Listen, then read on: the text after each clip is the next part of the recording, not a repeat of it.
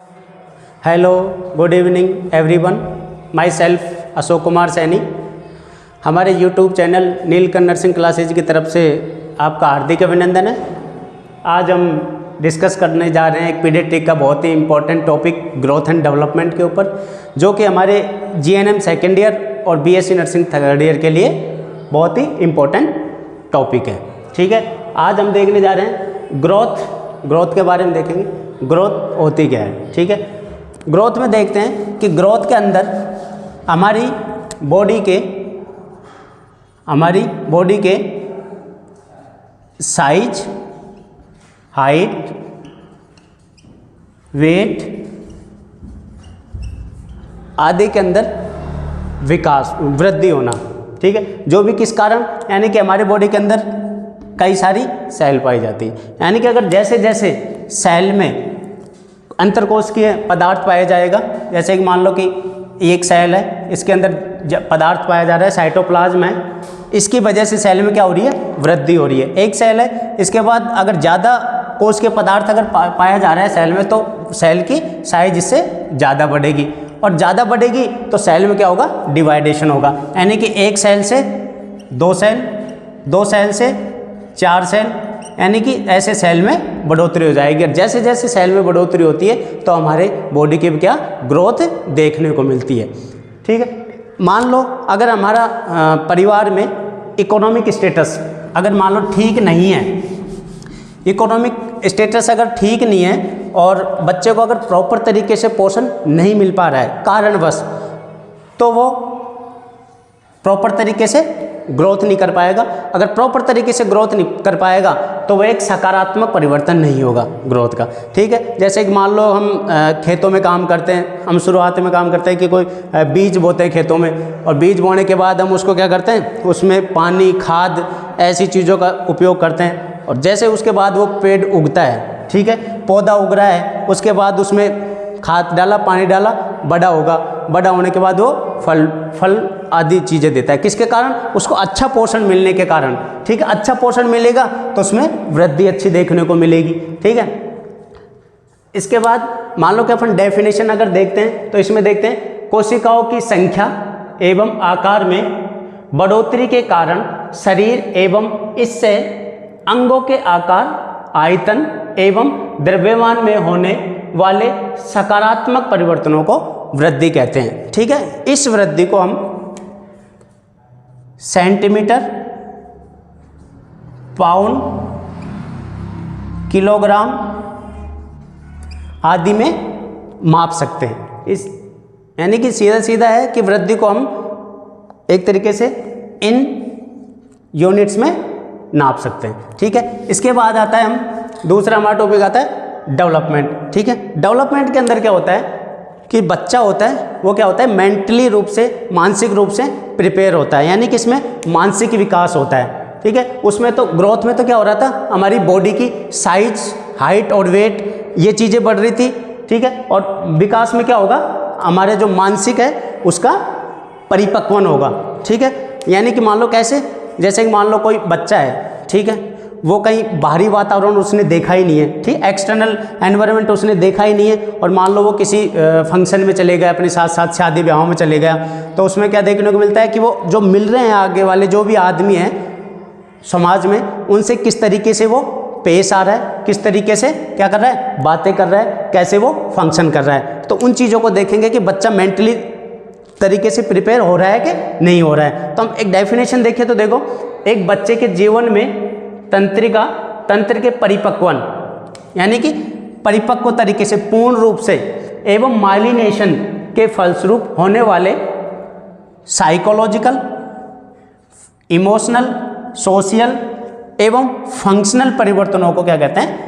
विकास कहते हैं। ठीक है, हमने डिस्कस किया ग्रोथ एंड डेवलपमेंट के ऊपर। ठीक है, पहले हमने ग्रोथ और डेवलपमेंट की हमने डेफिनेशन देखी, अब उसके बाद हम पढ़ेंगे डिफरेंट ग्रोथ और डेवलपमेंट। ठीक है, डिफरेंट में देखते हैं कि क्या क्या दोनों में क्या क्या भिन्नताएं पाई जाती है, किसमें तो बॉडी की साइज, शेप और हाइट का वृद्धि होती है, और किसमें अपने मानसिक रूप से परिवर्तन होता है। ठीक है, ग्रोथ में देखा जाए तो ग्रोथ है क्या है? एक फिजिकल परिवर्तन है। ठीक है, क्या है? एक शारीरिक परिवर्तन है। शारीरिक में जैसे मान लो कि अपनी बॉडी की क्या बढ़ रही है, साइज बढ़ रही है, ठीक है, हमारा वेट बढ़ रहा है एज के साथ साथ, ठीक है, हमारी हाइट बढ़ रही है।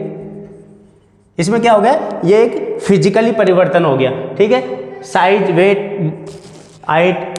और हम देखें डेवलपमेंट में देखें तो डेवलपमेंट में हमारा मानसिक विकास हो रहा है, जैसे जैसे हमारी एज बढ़ रही है उसके साथ साथ हमारा मानसिक विकास, जैसे कि साइकोलॉजिकल, इमोशनल, सोशल और फंक्शनल रूप से, यानी कि ये सारी चीज़ें हमारी बॉडी में क्या हो रही है, परिवर्तन मानसिक रूप से। इसके बाद आता है जो ग्रोथ है वो क्या है, एक क्वांटिटेटिव परिवर्तन, यानी कि क्वांटिटेटिव कैसे, जिसको हम क्या कर सकते हैं, माप व तोल सकते हैं। जैसे कि हमारा वजन बढ़ा तो हम वजन को किलोग्राम में नाप लिया, हमारी हाइट बढ़ी तो उसको सेंटीमीटर या फिर इंच में नाप लिया हमारा, ठीक है। इसके साथ साथ अब इसमें देखा जाए डेवलपमेंट में तो ये क्या है कि गुणात्मक परिवर्तन, यानी क्वालिटेटिव। इसके अंदर क्या देखते हैं, हमारे मानसिक परिवर्तन में कौन कौन से, यानी कि हमारा मानसिक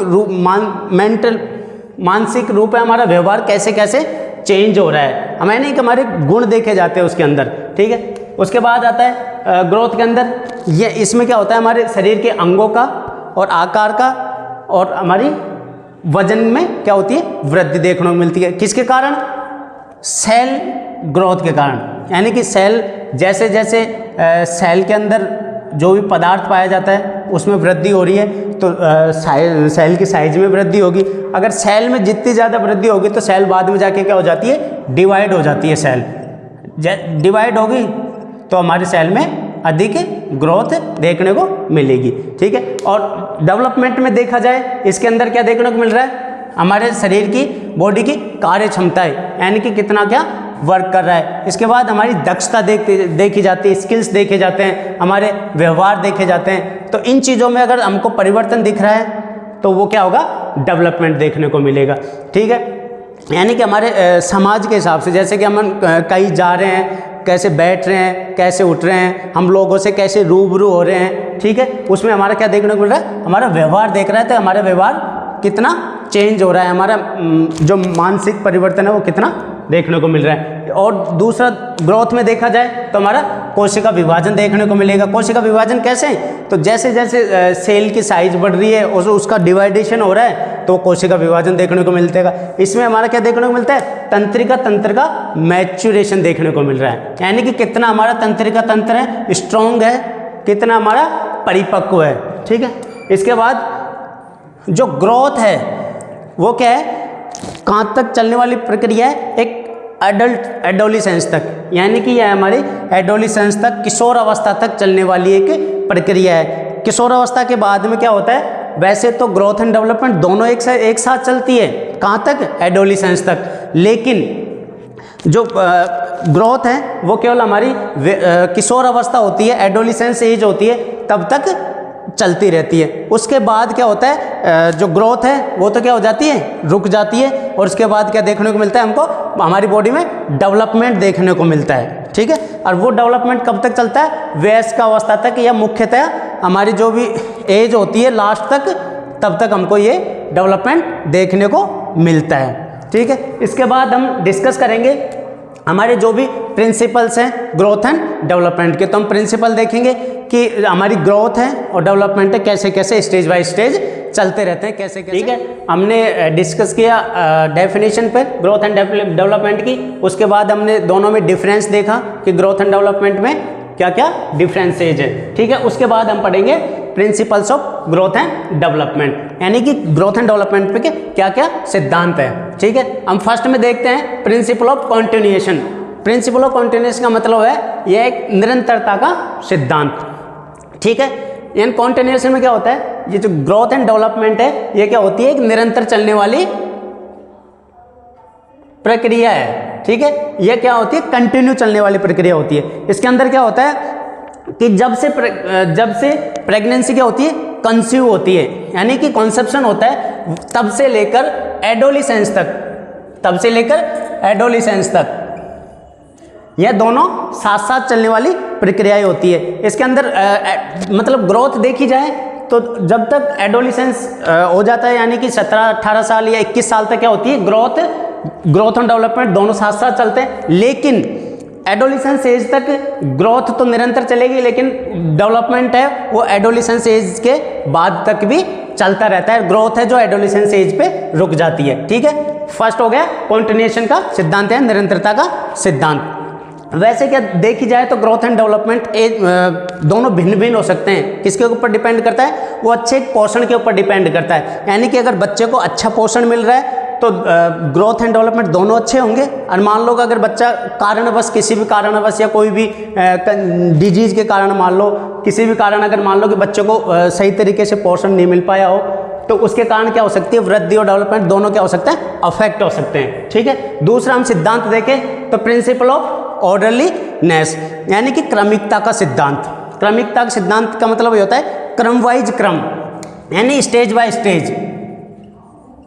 जैसे कि मान लो हम जो भी काम करते हैं अपन क्रम वाइज करते हैं। यानी कि मान लो अपन अपनी छत के ऊपर जा रहे हैं, ठीक है, तो छत के ऊपर जा रहे हैं तो अपन फर्स्ट सीढ़ी पे चढ़ेंगे, उसके बाद सेकंड पे, उसके बाद थर्ड पे। ये थोड़ी है कि अपन फर्स्ट पे पैर रख के डायरेक्ट 5वीं सीढ़ी पे पैर रख लेंगे, ऐसा नहीं होता है। यानी कि क्रम वाइज क्रम, फर्स्ट सीढ़ी लेंगे, सेकंड लेंगे, थर्ड लेंगे, फोर्थ लेंगे, उसके बाद हम टेरेस के ऊपर पहुँचते हैं। उसी हिसाब से हम अगर अपनी वो देखें, ये सिद्धांत देखें ऑर्डरलीनेस का, इसके अंदर क्या होता है कि बच्चा है जो शुरुआत में क्या सीखता है? बैठना सीखता है। ठीक है, पहली स्टेज सीखेगा बैठना, उसके बाद वो धीरे धीरे क्या करेगा?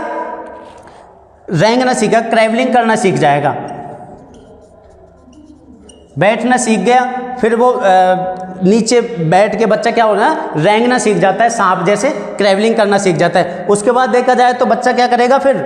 जैसे कि अपने जो भी पलंग वगैरह होते हैं उसको चढ़ के वो बच्चा खड़ा होना सीखता है, यानी कि वो घुटने चलना सीख जाएगा, वो घुटने चलना सीखता है। यानी कि ये स्टेप बाय स्टेप हो रहे हैं। पहले बैठना सीखेगा, फिर वो रेंगना सीखेगा, ट्रैवलिंग करना सीखेगा, फिर वो घुटनों के बल या रेंगने के बाद घुटनों के बल चलना सीखेगा। फिर किसी भी चीज़ का सहारा लेके, जैसे मान लो दीवार का, या अपने पास कोई चेयर रखी हुई है, या फिर कोई बेड वेड है, तो बच्चा उसको बेड को पकड़कर खड़ा होने सीखेगा। ठीक है, खड़ा होना सीख गया। उसके बाद बच्चा धीरे धीरे धीरे धीरे वॉकिंग, गिरेगा, फिर खड़ा होगा, फिर चलेगा। यानी कि फिर बाद में लास्ट स्टेज है उसकी वॉकिंग, यानी कि वो धीरे धीरे वॉक करना सीख जाएगा। तो फर्स्ट अपन ने पढ़ा कॉन्टिन्यूएशन का सिद्धांत, निरंतरता का सिद्धांत। दूसरा हमारा ऑर्डरलीनेस, यानी कि इसमें बच्चा है जो स्टेज बाय स्टेज बैठना, उठना, घुटने चलना, रेंगना, फिर लास्ट में जाके वो चलना सीख जाता है। तीसरा सिद्धांत आता है अपना इंडिविजुअल डिफरेंस एंड यूनिकनेस, यानी कि व्यक्तिगत अंतर और अद्वितीयता का सिद्धांत। इसके अंदर क्या होता है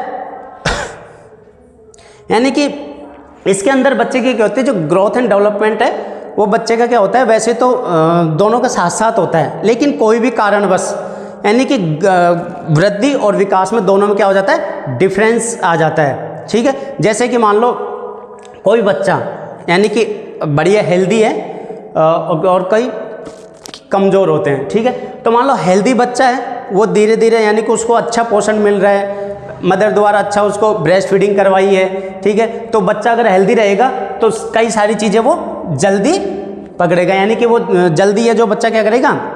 बैठना सीखेगा, फिर उठना सीखेगा। यानी कि मान लो कि कोई बच्चा है, कई बच्चे तो जैसे कि 8 महीने के अंदर क्या हो जाते हैं? धीरे धीरे घुटने चलने लग जाते हैं। कई बच्चा 10 महीने तक ही नहीं सीखता है घुटना, कारण पोषण, यानी अच्छा पोषण नहीं मिला।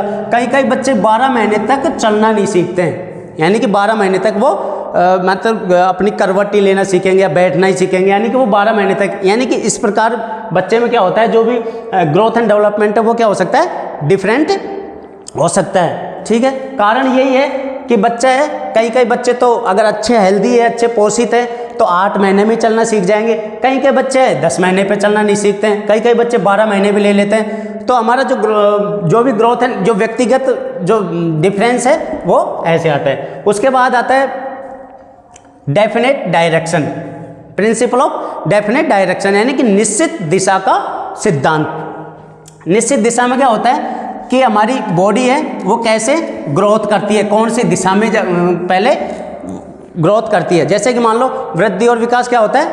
दोनों प्रक्रियाएं एक निश्चित दिशा में क्या करती है? ग्रोथ करती है। निश्चित दिशा का मतलब जैसे कि दो हमारे वर्ड आएंगे इसमें, देखेंगे सेफेलोकॉइडल क्या होता है, एक जैसे कि हमारा हेड से पैरों की तरफ जो हमारा वृद्धि होगी वो किस में आएगी, सेफेलोकॉइडल के अंदर। और जो हमारा जब पेरिफेरल एरियाज होता है यानी कि सेंट्रल से हाथों की तरफ जो विकास होता है वो किस में आता है, प्रोक्सिमो डिस्टल के अंदर। तो सेफेलोकॉइडल का मतलब होता है हेड से पैरों की तरफ ग्रोथ होना, तो क्या कहलाएगा, सेफेलोकॉइडल। और जो हमारा सेंट्रल से लेके जो पेरिफेरल एरिया जो हाथों की तरफ जो भी ग्रोथ होती है वो किस में आ जाती है, प्रोक्सिमो डिस्टल के अंदर। तो इसका प्रिंसिपल ऑफ डेफिनेट डायरेक्शन का मतलब होता है कि निश्चित दिशा में ग्रोथ का होना। ठीक है, इसके बाद आता है principle of simple to complex. Simple to complex का मतलब क्या होता है, जो भी बच्चा ग्रोथ कर रहा है, ठीक है, ग्रोथ कर रहा है, स्टेज बाय स्टेज उसकी ग्रोथ हो रही है, लेकिन इसमें क्या होता है, सिंपल टू कॉम्प्लेक्स, यानी कि बच्चे को हम जो भी चीज़ पहले अगर सरल चीज़ें सिखाएंगे तो बच्चा सरल चीज़ें नहीं सीखता है। जैसे कि मान लो अपन ने बच्चे को क्या दिया, पेंसिल दी, तो बच्चा पेंसिल को नहीं पकड़ेगा, यानी कि अपन ने उसके पास कोई भी वस्तु रख रखी है, जैसे कॉपी रख रखी है, तो जाके वो क्या करेगा, कॉपी को पकड़ेगा, उसके पन्ने फाड़ने की कोशिश करेगा। ठीक है, जो चीज़ हम बच्चे को सिखाते हैं वो तो सीखता नहीं है, और जो बच्चे को हमारे दूर पड़ी हुई चीज़ें, कोई भी चीज़ें मान लो जैसे कि हमारे बालों को नोचने लग जाता है, ये चीज़ हम सिखाते तो नहीं कि हमारे बालों को नोचो, लेकिन बच्चे की क्या आदत होती है कि वो सिंपल टू कॉम्प्लेक्स यानी सरल टू जटिल तो चलता नहीं है, जटिल टू सरल वो चीज़ें सीखता है। उसके बाद आता है हमारा अगला सिद्धांत, प्रिंसिपल ऑफ इंटर रिलेटेडनेस, यानी कि अंतर संबद्धता का सिद्धांत। इसके अंदर क्या होता है कि जो भी हमारा शारीरिक वृद्धि और विकास है वो क्या हो जाता है, एक तरीके से धीमा पड़ जाता है। यानी कि शुरुआत में जैसे बेबी ने जन्म लिया तो उसमें जैसे कि कोई बॉयज होता है और एक गर्ल्स होती है, यानी कि एज के साथ साथ अगर दोनों का हम दोनों का क्या देखें, ग्रोथ एंड डेवलपमेंट देखें, तो हम देखो तो बॉयज अगर पैदा होता है तो इसका वजन क्या होता है, शुरुआत में अधिक पाया जाता है। ठीक है, और गर्ल्स बेबी होती है उसका वजन हम देखे जाए तो बहुत रेयर चांसेज होता है जिसका 3 किलो से अबव होता है या 3 किलो होता है, लेकिन बॉयज का एवरेजन 3 kg वजन देखने को मिलता है। लेकिन जैसे जैसे एज बढ़ती जाती है, ठीक है, एज अगर जैसे जैसे एज बढ़ती जाती है तो वहाँ पे क्या है कि जो लड़के होते हैं उनका जो ग्रोथ एंड डेवलपमेंट है क्या हो जाता है, धीमा पड़ जाता है लड़कों का। ठीक है, लेकिन जब लड़की की जब ग्रोथ 10 या 12 साल के पास आती है, उसके एज के पास आती है 12-13 साल की, तो लड़कियों का क्या होता है, ग्रोथ एंड डेवलपमेंट लड़कों से क्या हो जाता है, अधिक हो जाता है। ठीक है, यानी कि मान लो कि एवरेजन अपन गर्ल्स और बॉयज में ग्रोथ का क्या निकाले, डिफरेंस देखे, तो शुरुआत से लेके जैसे 10-12 साल तक की एज में लड़कों का जो ग्रोथ एंड डेवलपमेंट है वो घट जाता है, और जो लड़कियां होती है उसका ग्रोथ एंड डेवलपमेंट बढ़ जाता है। ठीक है, ये हो गया अपना इंटर रिलेटेडनेस। अगला सिद्धांत आता है प्रिंसिपल ऑफ स्टेजिंग। स्टेजिंग का मतलब यानी कि स्टेज, चरणता का सिद्धांत, किसी चरण में ग्रोथ एंड डेवलपमेंट कैसे क्या अफेक्ट होती है, मान लो, यानी कि स्टेज देखी जाए तो इसके अंदर क्या देखने को मिलता है, जब बच्चा है यानी कि पैदा हो गया, पैदा होने के बाद उसकी एज बढ़ी 1 महीने का, 2 महीने का, 3 महीने का, 4 महीने का, साल भर का, तो स्टेज कैसे अफेक्ट होती है, मान लो कि वो किसी बीमारी से क्या हो गया, कुपोषित हो गया, एक तरीके से कोई बीमारी उसको अफेक्ट कर गई, यानी कि साल भर की उम्र में उसको कोई बीमारी होगी, मान लो कि कोई भी कंजेनाइटल डिफॉर्मिटीज होगी, कोई भी मतलब कैसे भी मान लो, तो उसमें क्या होता है, उस बीमारी के कारण जिस एज में जितना ग्रोथ एंड डेवलपमेंट होना चाहिए वो ग्रोथ एंड डेवलपमेंट बच्चे का नहीं हो पाता है। ठीक है, किसके कारण, वो बीमारी उसको अफेक्ट कर गई उसके कारण।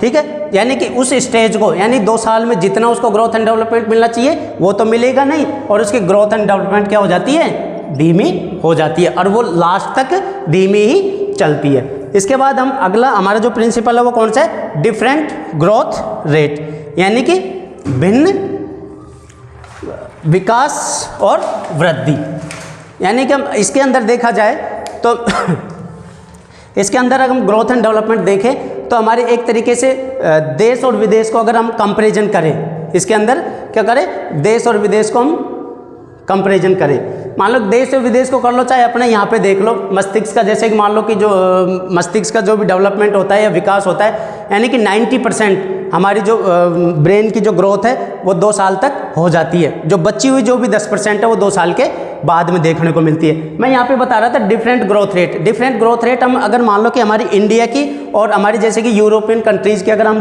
बात करें तो क्या देखने को मिलता है, जो हमारे इंडिया के अंदर जो लोगों की जो हाइट और जो वेट है ना वो एक नॉर्मल रेंज में होता है, जैसे कि व्यक्तियों की जो हाइट और देखी जाती है, तो हाइट कितनी ज़्यादा है, 5.5 फीट, लास्ट एवरेजन 6 फीट तो बहुत कम देखने को मिलती है। लेकिन जब अपन यूरोपियन कंट्रीज़ के अंदर जाते हैं तो वहाँ के लोगों की क्या होती है, उसकी हाइट और वेट क्या होता है, एकदम गठीले आकार का शरीर, हाइट एकदम 6.5 फीट 6 फीट, यानी कि एवरेजन हाइट उनकी कितनी होती है, 6 फीट देखने को मिलती है। तो हम चाहे यहाँ कंट्रीज़ की बात कर ले, चाहे लड़के और लड़कियों में देख ले, तो यहाँ पे हमको क्या मिलती है, जो भी ग्रोथ रेट मिलती है वो अलग अलग मिलती है। ठीक है, अगला हम